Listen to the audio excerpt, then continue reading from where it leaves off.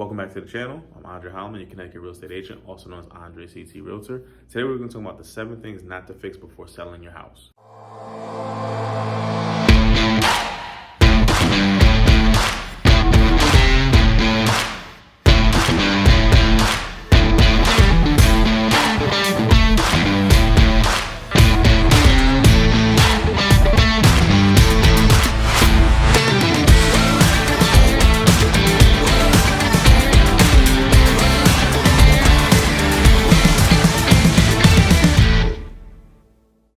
So you may have been thinking you want to sell your house, but there's a project you haven't been able to start, or there's some projects you've started and haven't been able to finish. And in that case, I know a lot of times most people, sellers that come to me and say, I want to get the home sold or at least put it on the market, but I don't want anybody to come in the house and have it look like this. Don't worry, you're not the only person who's going through the situation. Getting your home ready to sell can be a very hard task to take on, to get organized, especially after all the years you've been in the home and things you've accumulated since you moved into the house. And preparing your home for sale, there's always going to be a little bit of nervousness and anxiety that you're going to go through of making sure that your home presents its best self so that you can get the best offer that you're looking for so you can move on to your next venture with your family. Sometimes sellers overestimate or overvalue certain projects or things that may not actually bring them value back or put more money back in their pocket when they get the home on the market. So we're going to go over 7 different things that actually may save you time and money that you don't actually overspend on that may not put money back in your pocket.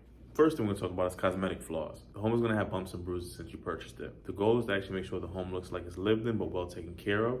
You don't want the house to be in disrepair. So any broken windows, any holes in the wall, any broken handrails, you want to make sure those things are taken care of. But you don't have to fix every last little thing.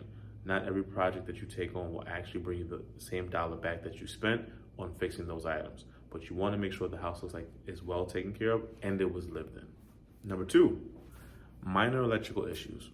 I've been in plenty of homes, and I'm sure you may have an area in your house where you flip on a light switch and the light doesn't come on and you don't know where it goes to. Those issues are important. However, they may not be the first priority that you need to take care of in actually getting your home ready for sale. The best advice I would say is to have the home go through the home inspection with the prospective buyer, see what comes up and address those details after. So if there's any of the major issues that you're aware of in your home, please get those taken care of ahead of time. But if there's small things like a light not turning on when you flip on a light switch, they may not be a precursor for something big, but they may be something you can actually negotiate with the buyer during the home inspection phase. Number 3, driveway and walkway cracks. So we all know curb appeal sells a home. Absolutely does. You want to make sure that's taken care of no matter what.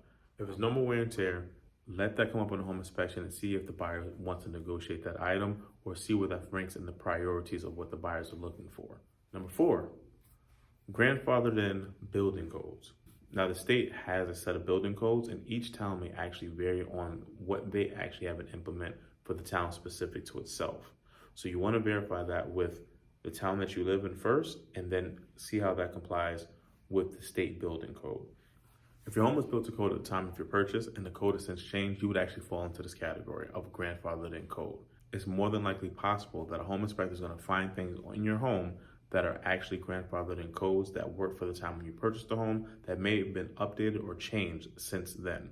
Depending on what that is, the home inspector will let you know, and it may not be a problem for you or something you have to actually fix, but it could be something you either negotiate or the buyer is willing to accept as is because at the time that you purchased the home, that was the code and was proper for that time.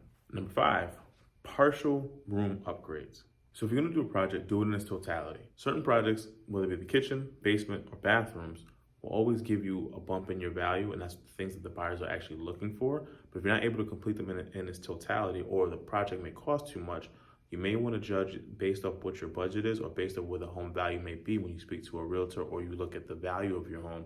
What would be best for you to maximize your dollar so that the buyer is getting a good product and you're getting top dollar for what your home actually presents. Number 6, if there are items in your house that are nailed down and the buyer can change and make it to their own, it might be better off to leave those things alone and not try to actually either upgrade them or fix them.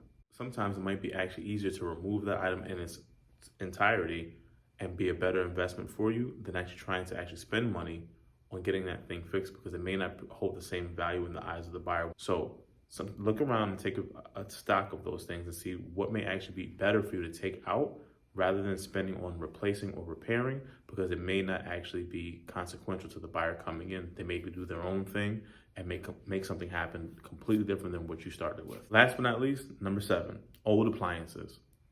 If you have appliances that are either close to or near the end of their life, whether it be refrigerator, sometimes stove, oven, microwave, those kind of things, the buyers are more likely looking to replace those and put the new things in there for themselves anyway. So replacing or repairing those things may not actually give you a dollar value back as well for what you spend. So the goal here is not to actually be perfect. The goal is to actually be show ready. What we want to make sure is that the buyer comes in your home and actually looks and sees a home that they can move into and make it their own, and that it has the actual context of a lived-in home that was well taken care of. Perfection may not actually work, and it may not actually give you the dollar for dollar value that you're looking back for to maximize in this market.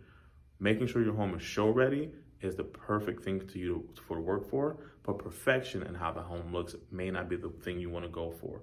So just itemize or look at everything that you're doing in your home, where your home is right now, and see where you can get the best bang for your buck and actually keeping some money into your pockets to make sure that you're not losing any money at the end of the day. So before you even get started, of course, I have a bias. I'm a realtor. I would always say talk to a local real estate agent and a professional who's been in the area and sees things from the eyes of a buyer, because that's what we do every day, just to get a feel of what's going on in the market and what buyers are actually looking for and paying for, to see what actual investments into the property will be beneficial for you to get the dollar for dollar value that you're looking back to maximize the house for its full potential. And so my last piece of advice that I would tell to any seller before they actually get their house on the market, I would say make sure you do a pre-home inspection with a home inspector that's in that area. A $600 or $500 investment in actually getting your home inspected before you put the house on the market may uncover things in the home that you didn't realize were actually going on since you moved there. And once you put the home on the market and get a buyer under contract, you want to keep the dollars in the house and not have the back door open, and because they found something, cost you more money that you have to actually fix. So I hope these 7 items were actually helpful for you in getting your home prepared to sell. If there's anything that I missed or things that you think should be added, please put them down in the comments. I'd definitely love to see your feedback. So once again, I'm Andre Hallman, your Connecticut real estate agent.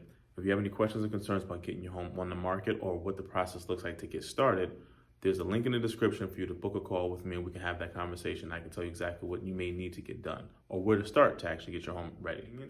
Once again, I appreciate your time and look forward to speaking to you on the next one.